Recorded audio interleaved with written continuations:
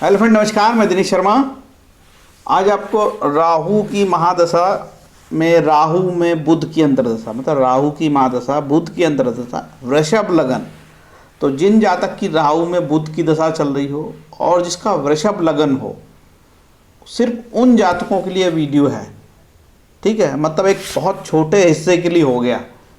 और वह दर्शक या देखने वाले जो ज्योतिष में रुचि रखते हैं, जिनका एकेडमिक इंटरेस्ट है ज्योतिष को पढ़ने में, शास्त्रीय बुक पढ़ना, इसके बाद एक बारीकी से चीज़ों को समझना और ज्योतिष को साइंटिफिक वैज्ञानिक तरीके से समझना और अच्छे भाव से समझना, आध्यात्मिक भाव से समझना, मतलब बिना कोई प्रोफेशनल के समझना, कोई इसमें प्रोफेशनलिज्म नहीं होगा।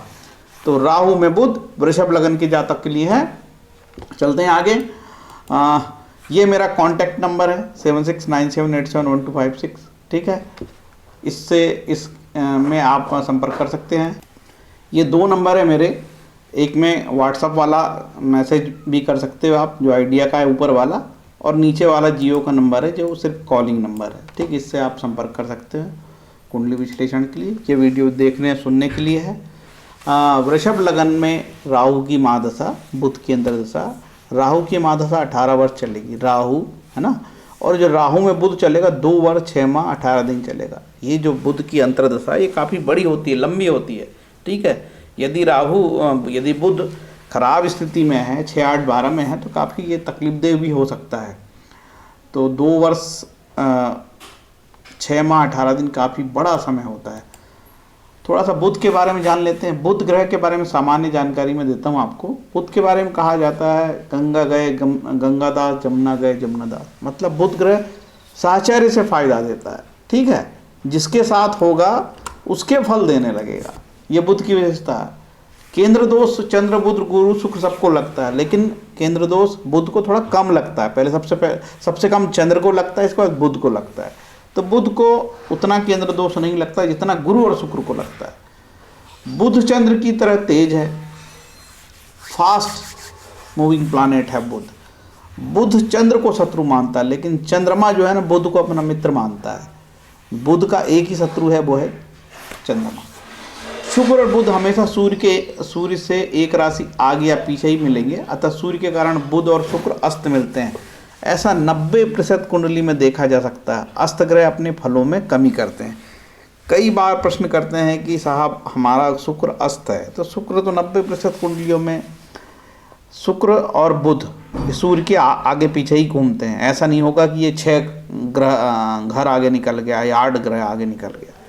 इनकी जो गति है ये लगभग सूर्य और बुध और शुक्र साथ में चलते हैं।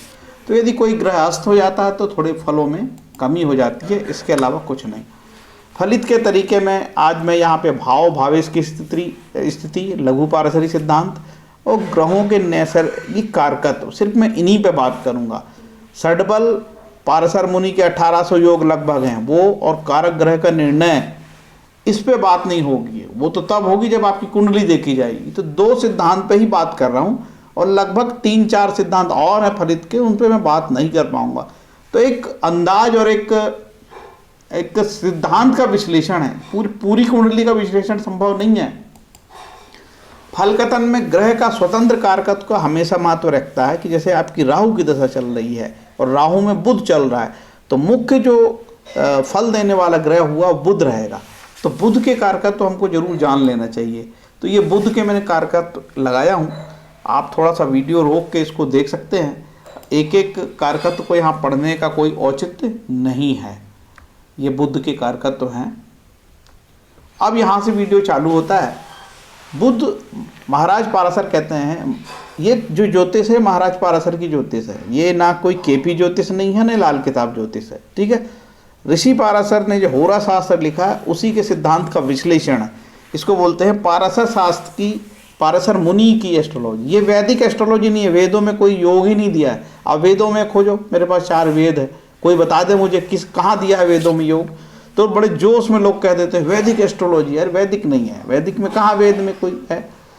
तो ये सनातन पद्धति है और ऋषि पाराशर के द्वारा कही गई ज्योतिष है। जो सबसे महत्वपूर्ण ज्योतिष है और सब इन्हीं से सारी ज्योतिष बनी है। या आप केपी पद्धति ले लो या लाल किताब ले लो, इसी के सिद्धांत का विश्लेषण है। बुध लग्न से केंद्र त्रिकोण में हो, उच्च स्वराशि में होने या 5वें भाव होने पर शुभ फल देगा, ऐसा महाराज ने कहा है। दशापति से 11वें, 3रे, 9वें, 10वें भाव में हो तो शुभ फल देगा। दशापति कौन? राहु से बुध यदि 11वें, 3रे, 9वें, 10वें भाव में होगा तो शुभ फल देगा। बुध यदि 6, 8, 12 भाव में हो या शनि से युत या दृष्ट हो तो अशुभ होकर भाग्यहानि करेगा। कुंडली में बुध यदि राहु से 6, 8, 12 है या लग्न से 6, 8, 12 है तो ये कष्टकारी होगा। ठीक है। बुध मारक भाव दूसरे और 7वें भाव का स्वामी हो तो अशुभ फल देगा। इसका भी आपको ध्यान रखना होगा। अब आगे बढ़ते हैं। देखिए, 2 स्थिति में खराब फल ज़्यादा आते हैं। एक तो अशुभ योग कहलाते हैं, षडाष्टक योग और द्विद्वादश। यदि राहु और बुध एक घर आगे पीछे हों या षडाष्टक योग में है, यदि हम राहु से गिने तो बुध 6 या 8वें में आए या बुध से गिने तो राहु 6 या 8वें ग्रह में आए तो उसको षडाष्टक कहते हैं। ठीक है। और यदि नवम पंचम योग है, आपस में एक साथ है या 3-11 का योग है तो ये राहु और बुध अच्छे फल देने की स्थिति में भी होते हैं। राहु केतु के बारे में जानने आगे बढ़ने से अच्छा है कि देखो, हम हमेशा राहु की दशा चल रही है तो जनरली ये प्रचार है राहु के बारे में कि ये सब अशुभ ग्रह है और बहुत कष्ट देता है। आधे जो जातक है तो वो तो राहु केतु के बारे में ही चर्चा करने के लिए फ़ोन करते हैं या अपना पैसा एस्ट्रोलॉजर को देते हैं। उनके दिमाग में भर दिया गया है कि राहु केतु और शनि, वो लाल किताब वाले बता देते हैं कि भाई गुरु यदि 7वां होगा तो फिर पूजा ही नहीं करना। तो तरह तरह के ज्ञान से उनका वीडियो देख के उनका दिमाग बिल्कुल जो है कई प्रकार की गलत बातों को लेके भरा हुआ होता है। राहु केतु के बारे में ऋषि पाराशर ने कहा है, ये दोनों जिस भावेश के साथ रहते हैं अथवा जिस जिस भाव में रहते हैं उसी भावेश से भाव के अनुसार फल देने में सक्षम होते हैं। राहु तथा केतु केंद्र त्रिकोण में स्थित हो, केंद्र त्रिकोण पति से युत या दृष्ट हो तो ये योग कारक भी होते हैं। ठीक है। स्पष्ट है कि यदि 5वें भाव में, 9वें भाव में और केंद्र में, मतलब पहले, चौथे, 7वें, 10वें भाव में तो राहु अच्छे फल देंगे। और उत्तर काला ग्रंथ में और अधिक विवरण राहु केतु के बारे में मिलता है जो मैं यहाँ नहीं बता रहा हूँ आपको। ठीक है। तो इसका मतलब यह है कि राहु केतु अच्छे भी फल देते हैं, बुरे ही फल नहीं देते हैं। ठीक है। इसका भी आपको ध्यान रखना चाहिए कि कुंडली में 9 ग्रह है और जब महादशा चलती है तब वही ग्रह एक्टिवेट होता है। जैसे राहु केतु चल रहा है, राहु में बुध चल रहा है तो राहु एक्टिवेट है, बुध एक्टिवेट है। तो राहु की महादशा और बुध की अंतर्दशा और जो ग्रह प्रत्यंतर दशा में हो वह एक्टिवेट रहेगा। ठीक है। हम तीनों ही लेते हैं, राहु, बुध, केतु, क्योंकि दशाएं तो ऐसी रहती है कि महादशा, अंतर्दशा, प्रत्यंतदशा, प्राण दशा, सूक्ष्म दशा तक रहता है। लेकिन जनरली महादशा, अंतर्दशा, प्रत्यंतर तक ही बात की जाती है। इसके बाद जब किसी की कुंडली बहुत शुद्ध हो तो उसमें विचार किया जाता है, लेकिन उतना अंदर कोई नहीं जाता है। राहु की महादशा में बुध के अंदर था, वृषभ लगन की कुंडली में क्या फल देगा? सबसे पहले हम ये जानेंगे कि इस कुंडली में बुध कैसा है। बुध इस कुंडली में देखेंगे, वृषभ लग्न कुंड, ये मार्केश है। ठीक है। दूसरे स्थान का स्वामी है और पंचम स्थान का स्वामी है। तो भाई पंचम स्थान का स्वामी होने से, दूसरा के शुभ त्रिकोण होने से बुध यहाँ अति शुभ हो गया सैद्धांतिक रूप से, लघु पारिसरिक के हिसाब से। और यहाँ बुध मार्केश हो गया और मार्केश होके सम हो गया। तो बुध कैसे फल देगा वृषभ लगन की कुंडली में? वृषभ लगन की कुंडली में बुध अच्छे फल देगा, शुभ फल देगा। ठीक है। लेकिन ये बुध अपने में से कहीं नीच का हो तो, अब 12वें भाव में ये नीच का हो गया। ठीक है। अपने से 7वां चला गया लेकिन अपने घर को देख रहा है, तो ऐसा बुध नीच का भी हो सकता है अच्छे फल दे, क्योंकि बुध अपने घर को देख रहा है। ठीक है। और यदि ये बुध कहीं 6ठे भाव में हो और ये 8वें भाव में हो और ये 9वें भाव में हो तो इसकी ताकत कम हो जाती है। ठीक है। और यदि ये बुध उच्च का हो, यहाँ पे अपनी राशि का हो तो निश्चित रूप से अच्छे फल देगा। और यहाँ पे धन स्थान पे अपनी राशि का हो, अच्छे फल देगा। हो सकता है कि यहाँ बैठे बुध को और कोई शुभ ग्रह अपने देखता हो, जैसे यहाँ से गुरु महाराज देखते हो, शुभ दृष्टि से देखते हो। यदि गुरु महाराज लग्न से बुध को देखते हैं तो बुध और शुभ हो जाएगा। अब ये देखा जाएगा कि इस कुंडली में, वृषभ लगन की कुंडली में बुध के अलावा कौन कौन से ग्रह शुभ होंगे। वृषभ लगन की कुंडली में लग्नेश होके शुक्र सबसे शुभ हो गया, उसका एक भाग 6ठे भाव में भी जाता है जो नेगेटिव भाव है। तो बुध के बारे में शुक्र जो है लग्न का भी फल देगा, छठे का भी फल देगा। हालांकि ये जरूर कहा जाता है कि लग्नेश को कोई दोष नहीं लगता, लग्नेश को अष्टमेश का दोष नहीं लगता, ये बात है। लेकिन व्यवहारिक रूप से हम देखते हैं जब फलित में जातक बताता है कि साहब मेरा शुक्र चल रहा है, तो उसको छठे भाव के ही फल कई बार देखने को मिलते हैं। तो ये कहा जाएगा कि शुक्र सबसे शुभ ग्रह है इसमें। इसके बाद चंद्रमा तृतीयेश होके अशुभ है, ठीक है, क्योंकि तृतीय स्थान उपचय कहलाता है और ये त्रिष्टाय है, ये भी खराब कहलाता है। सबसे बढ़िया सूर्य यहाँ पे, ये सूर्य यहाँ चतुर्थेश होके शुभ है, क्योंकि क्रूर ग्रहों को भी केंद्र का दोष नहीं लगता, तो सूर्य यहाँ सबसे शुभ कहलाएगा। ये मैं केवल ये फलदीपी का ऋषि पाराशरी की लघु पाराशरी के सिद्धांत का विश्लेषण कर रहा हूँ। अब बुध की बात हो गई, शुक्र की बात हो गई। मंगल इस कुंडली में सबसे बुरा है, मतलब खराब है। क्यों? क्योंकि एक तो मारक का स्वामी है, दूसरा द्वादशेश का स्वामी है। तो द्वादशेश होके मंगल न्यूट्रल हो जाता है, सम हो जाता है, लेकिन ये मारक भाव ही रखता है अपने आप में, ठीक है। तो मंगल अशुभ है। गुरु इस कुंडली में बहुत खराब है, एक तो अष्टमेश है और ये त्रिष्टाय हो गया। तो गुरु इस कुंडली में, वृषभ लग्न की कुंडली में गुरु अच्छा नहीं है, अष्टमेश और लाभेश होके, त्रिष्टाय होके, ठीक है। तो ये सारी कुंडली का मैंने विश्लेषण कर दिया। और यदि इस कुंडली में सबसे अच्छा कोई ग्रह है तो सिर्फ शनिदेव हैं, क्योंकि ये शनि दशमेश है और दशमेश होके शनि को कोई केंद्र दोष नहीं लगेगा। ये दशमेश होके सम हो गए और ये नवमेश होके अति शुभ हो गए। तो वृषभ लगन की कुंडली में शनि महाराज सबसे शुभ ग्रह हो गए, ठीक है। और दूसरे इसके बाद लग्ने शुक्र हो गए। तो शनि की और शुक्र की युति भी बड़ी लाभदायक हो सकती है, और शनि और सूर्य की युति भी लाभकारी हो सकती है, क्योंकि ये केंद्र और ये शनि त्रिकोण भी हो जाता है। तो शनि सूर्य युति भी शुभ हो सकती है, ठीक है। अब आगे चलते हैं राहु की प्लेसमेंट। अब राहु, अब बाधकेश भी बता देता हूँ आपको कि भाई वृषभ लगन की कुंडली में नवम भाव का जो है वो बाधकेश होगा। तो वृषभ लगन की कुंडली में शनि बाधकेश भी हो जाता है। बाधकेश होने से शनि शुभ होने के बाद भी कुछ ट्रबल और परेशानी देने की ताकत रखता है, ठीक है। बाधकेश मतलब रुकावट पैदा करना। अब देखते हैं राहु से राहु यहाँ बैठा ले और हम बुध देखते हैं, ठीक है। अब राहु से बुध कैसे षडाष्टक कहलाएगा? जैसे बुध यहाँ पे हो, ये षडाष्टक, राहु लग्न में हो और बुध यहाँ ये छठे भाव में हो षडाष्टक, और ये षडाष्टक कहलाएगा। तो षडाष्टक का मतलब ये होता है राहु से हम गिनेंगे तो बुध कहीं पे भी अष्टम में आना चाहिए। अब राहु से गिनेंगे 1 2 3 4 5 6 7 और ये 8, ये स्थिति कहीं से भी बन सकती। अब राहु को यदि हम, बुध को यदि हम 9वें स्थान पर रखेंगे और राहु चौथे में हो तो ये भी षडाष्टक 1 2 3 4 5 और ये 6, ये स्थिति कहीं से भी बन सकती है। हो सकता है राहु आपका यहाँ हो और बुध आपका यहाँ हो। देखिए षडाष्टक बन गया, ये 5 और ये 6, ठीक है। और यहाँ हो, यहाँ से 7 और ये भी षडाष्टक बन गया। तो इस तरीके से किसी कुंडली में हो सकता है राहु और बुध यहाँ हो, काफ़ी तकलीफदेह स्थिति हो सकती है। और हो सकता है 12वें भाव में बैठे हों, काफ़ी तकलीफदेह स्थिति हो सकती है। छठे भाव में इस प्रकार की पोजीशन, काफ़ी तकलीफदेह स्थिति हो सकती है। वो बुध में बहुत ही हानि कर सकता है, बुध बहुत तकलीफदेह बात हो सकती है, ठीक है। इस तरीके से बुध की कहाँ प्लेसमेंट है। अब राहु, मैं नहीं जानता आपकी कुंडली में राहु कहाँ है, लेकिन बुध हो सकता है राहु आपका यहाँ पे हो। तो भैया ये यहाँ केंद्र त्रिकोण का राहु शुभ माना जाता है और पंचम का राहु शुभ माना जाएगा। 11वां राहु के बारे में कुछ ज़्यादा बुरा नहीं कहा है। छठे राहु के बारे में भी शास्त्रों में लिखा है कि छठा राहु भी बहुत खराब नहीं होता, ऋषि पार्षद ने लिखा है, ठीक है। तो ऐसी स्थिति में भी अच्छे फल आ सकते हैं। और यदि राहु बुध कहीं पे भी यहाँ केंद्र त्रिकोण में होगा तो शुभ फल देगा। तो ये रही अब बात धन स्थान की। तो धन स्थान पे राहु भले ही मारक हो जाएगा, लेकिन अपनी राशि का है तो शुभ हो गया, सुधर गया। यहाँ पे बुध की राशि में जो राहु, ये तकलीफदेह हो सकता है। बुध यहाँ पे बुध तकलीफदेह हो सकता है, ठीक है। तो ये राहु बुध की मैंने सामान्य विश्लेषण किया हूँ, बिना कुंडली के इससे ज़्यादा विश्लेषण संभव नहीं है।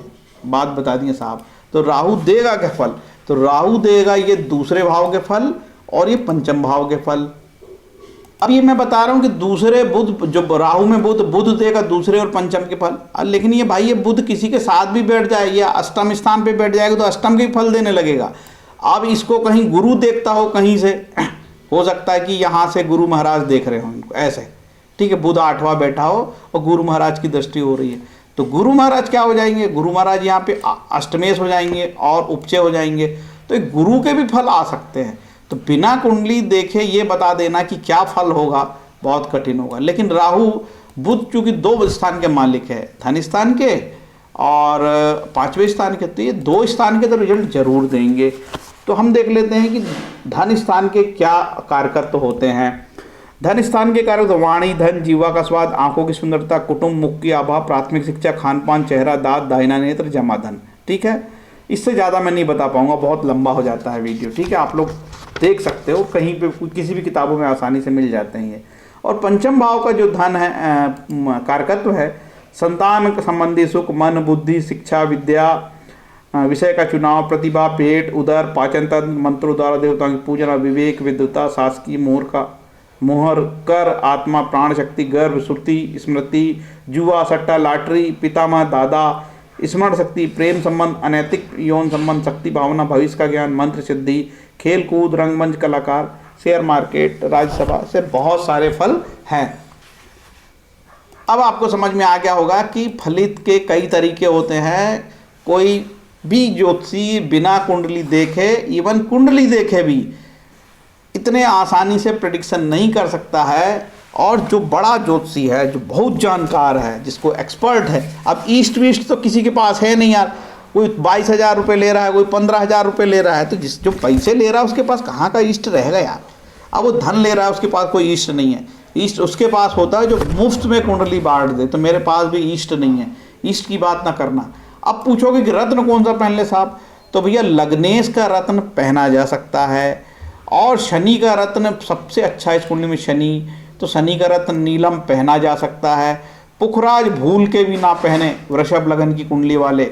और बुध जो है पंचमेश है, और ये एक भाग इसका मार्केश भी है, तो जरूरत हो तो पन्ना पहने, अदरवाइज बचें। ठीक है, बुध का मंगल का जो है मूंगा भूल के भी ना पहने। चंद्रमा का रत्न मोती भूल के भी ना पहने। माणिक्य पहना जा सकता है सूर्य का। ठीक है, तो ये ग्रहों का भी मैंने आपको रत्नों का भी बता दिया, क्योंकि रत्न के बिना लोग जिंदा नहीं रह सकते आजकल। दिमाग में ऐसा रत्नों का भूत सवार है, उसको कोई मंत्र जंत्र बताओ तो भी नहीं समझता। आखिरी में पूरी बात कहने के बाद वो एक ही प्रश्न करेगा कि मैं कौन सा रत्न पहनूं। तो मैंने कहा यार समझाना ही बेकार है, गई भैंस पानी में। ठीक है, उसको यदि बोल दूंगा सीधा सरल तरीका तो मानने को तैयार नहीं है। उसके दिमाग में रत्नों की ऐसी भरा हुआ है कि रत्न पहनूंगा तो चमत्कार हो जाएगा। अरे इस कलयुग में कोई चमत्कार नहीं होता, कोई भी चमत्कारी बाबा बचा नहीं है। ठीक है, तो जितना बचना बचो, लेकिन मूर्ख लोग वहीं जाएंगे गड्ढे में जहाँ जाना है। ऋषि पाराशर महाराज ने कहा है कि राहु में बुध चले तदोष परिहारतम विष्णु सहस्त्र नाम जपेत।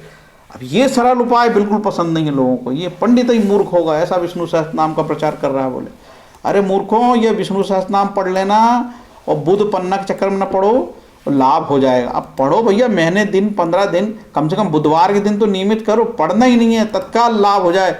ये कोई पैरासीटामोल थोड़ी यार खाए और बुखार उतर गया। ये बुध का रत्न है।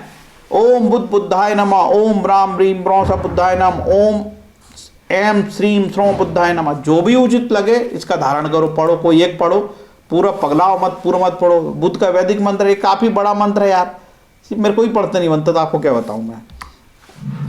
अब ये बुद्ध का एक और वैदिक मंत्र, ओम सौम्य रूपाय विद्महे बाणशाय धीमहि तन्नो बुद्ध प्रचोदयात्। और ये बुद्ध का एक और मंत्र है, प्रियंगु कलिका भासम रूपेण प्रथम बुधम सौम्य सौम्य गुणपेतम बुधा बुधा बुधमा वाम्यहम। ये जो है नवग्रह स्तोत्रम वाला मंत्र है बुद्ध का। ठीक है, अब देखो बुद्ध का कवच भी होता है, बुद्ध मंगल स्तोत्र भी होता है, बुद्ध अष्टोत्तर शत नामावली भी होता है, बुद्ध पंचविंशति नाम भी होता है। तो मेरी जितनी क्षमता मैं देता हूँ यहाँ पे आपको। अब ये देख लो भैया, बुद्ध का कवच है, बढ़िया पढ़ लो। विष्णु सहस्त्रनाम लंबा हो रहा है, कुछ लोग कहते हैं साहब मैं सुन लेता हूँ, सुन लेती हूँ, तो मैं कुछ नहीं बोलता यार, मेरा भी धंधा, ज़्यादा नेगेटिव बोलूँगा तो लोग मेरे को पैसे ही नहीं देंगे फिर, है ना। लेकिन यार पढ़ना पड़ेगा, अपने जुबान से ईश्वर के नाम उच्चारण करना पड़ेगा, प्रोनाउंसिएशन करना पड़ेगा। संस्कृत के श्लोकों का प्रोनाउंसिएशन का बहुत महत्व है। अब भैया सुन लो, कोई एम एस शुभ लक्ष्मी का सुन रहा है, मैं बोलता हूँ सुन ले भाई, नई मामा से कानई मामा अच्छा, सुन ले। ये बुद्ध पंचविंशति नाम स्त्रोत है, भगवान बुद्ध के 25 नाम है, ठीक है। तो ये सरल उपाय है, बुद्ध कवचम और बुद्ध विंशति नाम स्त्रोतम, ठीक है। अब चूंकि राहु में बुद्ध चल रही, तो राहु का भी तो कुछ करना पड़ेगा। दुर्गा सप्तशती के लिए मैं बताता हूँ। अब दुर्गा सप्तशती जनरली बहुत 13 अध्याय है यार, विशाल काय है, संस्कृत में है, जटिल है, लोग पढ़ना नहीं चाहते। तो ये राहु कवच पढ़ो यार, ठीक। और ये राहु स्तोत्रम भी है, राहु स्तोत्रम पढ़ो, बहुत सरल है और छोटे हैं। इसके बाद बुद्ध दोष निवृत्ति के उपाय हैं, जैसे नील बुद्ध के दान बताया है ज्योतिर्निबिंद ग्रंथ से। नीला वस्त्र, मूंग, रत्न, दासी, सोना, घी, कासा, हाथी का दांत, बकरा, चांदी, समस्त पुष्पों को दान करने से दोष समाप्त होता है। यदि बुद्ध कहीं नीच है, 6, 8, 12 में बैठा है, शनि से द्रष्ट है, ये बुद्ध अरष्टि शांति के उपाय है। और उपाय बताता हूँ अमृत कुंभ ग्रंथ से। लाल वस्त्र, नीला धान्य, लाल सोना, चंदन, नारंगी आदि समय पर उपलब्ध फल का दान करने से अशुभता नष्ट होती है। बुध का दान बुधवार को किया जाने का शास्त्रों ने कहा है। यदि बुध गोचर में नीच का हो जाए, तो कई लोगों का बुध गोचर में नीच का हो जाता है, लग्न कुंडली से 6, 8, 12 में चले जाता है, चंद्र कुंडली से 6, 8, 12 में चले जाता है, तो तकलीफ बढ़ जाती कई बार। तो उसके लिए गोबर, चंदन, चावल, फल, चंदन, शहद, सीप, भव, मूल और स्वर्ण के स्नान करने से बुध की अशुभता नष्ट होती है। ये औषधि स्नान है, बुध दोष निवृत्ति के लिए औषधि स्नान है। और ये श्रीपति महाराज ने बताया है। और ये जो ग्रंथों की मैं ये सब दान की जो जानकारी दे रहा हूँ, ये मोतीलाल बनारसी दास का फेमस ग्रंथ है, ये वृहदरंजनम, उससे लिया है मैंने, ठीक है। और यदि किसी को बुध की पड़ी है यार कि मेरे पास तो पढ़ना है नहीं और पैसा है नहीं पन्ना पहनने के लिए, और उसको विष्णु सहस्त्रनाम में भी रुचि नहीं है, तो बुध के लिए विधार की जड़, इसको धारण करने से भी वो बुध शांति होती है। विधार की जड़, ठीक है। बुध के लिए स्वर्ण दान बोला है, तो अब मैं ये दान देने के लिए तो मैं किसी को नहीं कहूँगा यार, जो अधिक संपन्न है उसकी बात अलग है। विष्णु सहस्त्रनाम का पाठ कर लो। अब आगे पहुँचता हूँ। नवग्रह स्तोत्रम बहुत अच्छा उपाय, इसका जरूर उपयोग करिए। देखो राहु शांति के लिए मैं दुर्गा सप्तशती का पाठ बताता हूँ। दुर्गा सप्तशती का पाठ कर लो तो राहु शांति होगी। कि राहु 6, 8, 12 में बैठा है तो कई लोगों को बड़ा नुकसान पहुँचाता है यार, बहुत तकलीफ है। एक आखिरी उपाय ये बताता हूँ, नारद भक्ति सूत्र में लिखा है कि जो भी व्यक्ति ईश्वर की पूजा पाठ करेंगे उनकी ग्रह शांति होगी, बिना पैसे के होगी, पैसा नहीं लगेगा। ग्रह शांति के नाम पे भयंकर सारा पैसा लुटवा लिए, परेशान हो गए, तो मैं कुछ नहीं कर सकता आपका। लेकिन बिना पैसे के, बिना 1 रुपया खर्च किए ग्रह शांति होती है। ऐसा शुद्ध भक्ति से ग्रह शांति होती है, ऐसा नारद भक्ति सूत्र में श्लोक नंबर 68 से 71 तक पढ़ने से आपको मिलेगा, ठीक है भैया। देव, तीर्थ, कर्म, ऋण आदि समाप्त हो जाते हैं। आपकी शुद्ध भक्ति से पृथ्वी और पितर नृत्य करने लगते हैं। बताते हैं ना एस्ट्रोलॉजर आपको कि भाई तेरा पंचम भाव पीड़ित है, तेरा जो है पितर दोष है, ये पितर दोष भी खत्म हो जाएगा बिना पैसे के, केवल शुद्ध भक्ति करना है।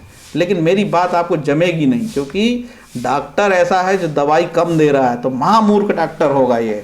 लेकिन डॉक्टर बुद्धिमान है, आपके पैसे बचा रहा है।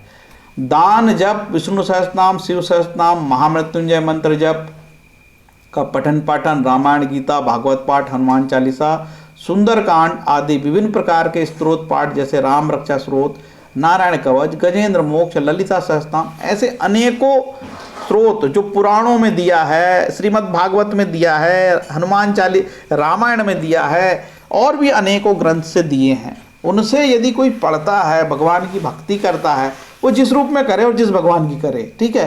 क्योंकि हर एक की कुंडली में इष्ट के बारे में अलग अलग बात लिखी हुई है, लेकिन जो भी भगवान की पूजा करेगा उसको फल मिलेगा, ठीक है। ये विष्णु सहस्त्रनाम सबसे बढ़िया उपाय। राहु बुध में विष्णु सहस्त्रनाम की उपेक्षा बिल्कुल नहीं करना चाहिए।